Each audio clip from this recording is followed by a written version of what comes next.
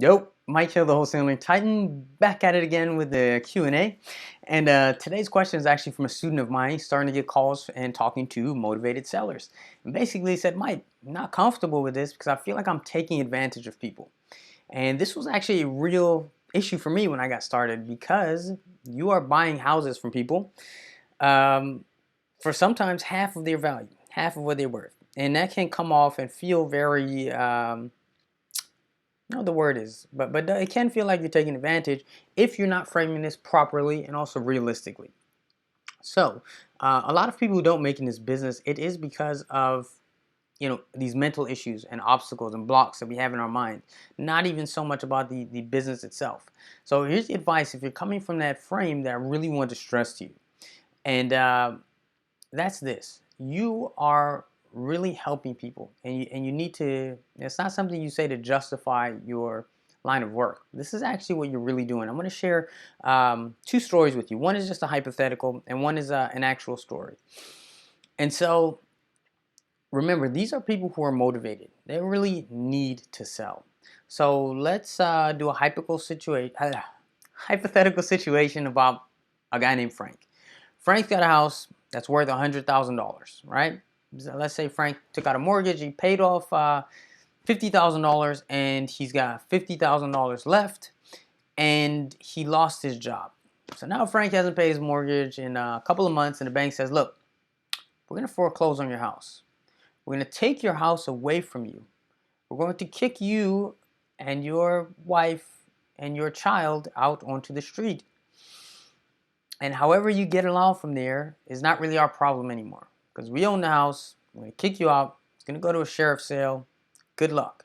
And by the way, because you have a foreclosure on your credit, you won't be able to get any credit, any loans, or any, you won't be able to get a house, a mortgage for another at least 7 years. Good luck, Frank.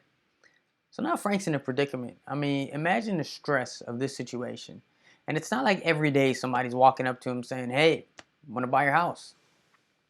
And then you come along and you say, hey, damn, this is kind of a rough situation.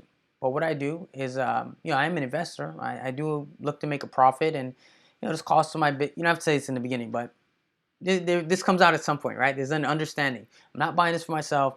It's what I do for a living. It's how I feed my family. So again, I use private money. It costs me 15%. I got to do holding costs. I got to do repairs. I want to try and flip this thing. So I want to make a profit. You can be upfront with that. Again, maybe not in the beginning, because the first thing you need to do is really talk to and understand and listen to people and understand where they're coming from. So I got a little bit ahead of myself there, but you can bring that up at some point. But essentially, the first thing you want to do is listen and say, this is kind of a shitty situation, but let me see if I can help you here, because this is what I do. I try to make win-win-win situations. So now you come in and you say, look, Frank, you owe 50 grand. You can't pay this. They're going to foreclose on the house.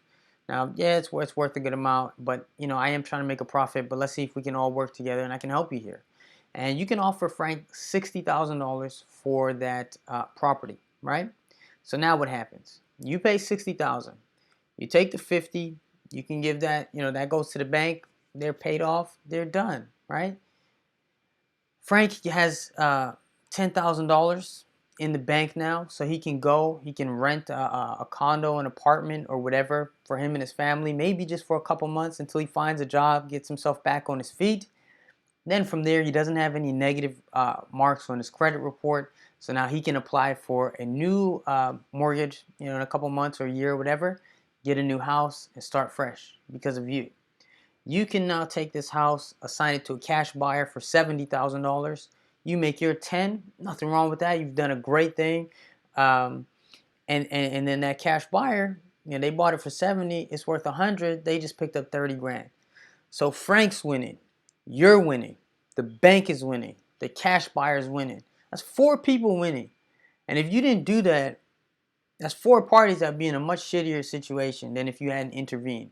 So again, you're not taking advantage of anyone in the situation. If you've ever seen someone stressed out, especially I've seen a lot of older people. I mean, you talking someone who's 65, 70 years old, they're a landlord of a house, they don't have property management, they've got shitty tenants that don't pay them, then they have to go to the house every, however often to fix something that's broken and fix this leak, and the tenants are bashing the place down, they're paying taxes, and it's a headache. And you're like, hey, this is kind of rough. It's like you're in the golden years of your life. Like, let's just be real about this. You're not going to live forever. You're going to die soon. Like, you could sell this thing to me. In those cases, a lot of those older people, by the way, the house is paid off completely. And you could just take 50 grand and enjoy the latter years of your life. I'll take care of this problem. I'll make a profit from it, but I'll take care of it. Enjoy it. Enjoy the last years of your life. That's the gift that you're giving to someone, right? Same thing. Maybe someone inherits a house. They live out of state. They got to worry about maintaining it. They got to pay the taxes. There are people coming by giving violations for the grass not being cut. Maybe this is a kid. Maybe when I say kid, I mean, like someone who just finished college or something, and they'd much rather have the money, even if it's half what the house is worth, than the pain in the ass of dealing with it, and they'd rather have that cash. You're doing them a favor, so you really need to make this mental switch and realize that. Now, the other story, this is a true story. I might mess it up a little bit because this is not personal experience. I'm retelling someone else's story, but this story comes from my mentor, Lex. And again, like I said, I expressed these very, very similar concerns in the beginning. And he said when he was working with his mentor, way back in the day, early 2000, he came across an older lady. And she wanted to, I don't remember her situation, but essentially she needed to get out of the house. And he felt so bad about offering this low offer. He didn't do it. I think he had met with her or something. He couldn't even bring himself to make the offer. And he went back to his mentor at the time and told him the story. Hey, I'm taking advantage of this lady. I'm purchasing her house for half or 60% or whatever it was of what it's worth. And I guess it was sometime later. I don't know if it was a week or 2 weeks or whatever. The mentor called him back, his mentor, and said to him, "Look at this." And he showed him, and he said, because she was in a desperate situation where she had to sell, somebody else came along, another investor, and made her a lower offer, and it's cutthroat. I guess this person had a reputation of being a real shark. They're just in it for the money. They made her the lowest possible offer that they could. They gave her something ridiculous. That's just harsh. And basically put her out on the street, right?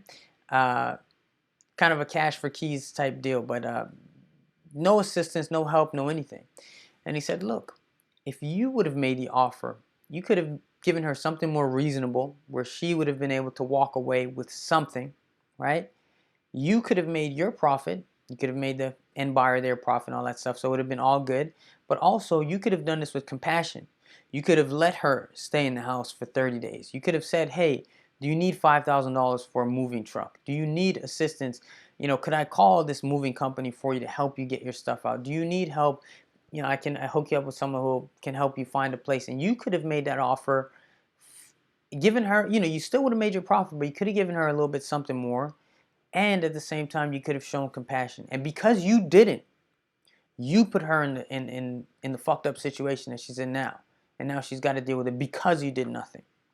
So the next time you start thinking about, am I don't know, is this unethical? Am I taking advantage of someone? No.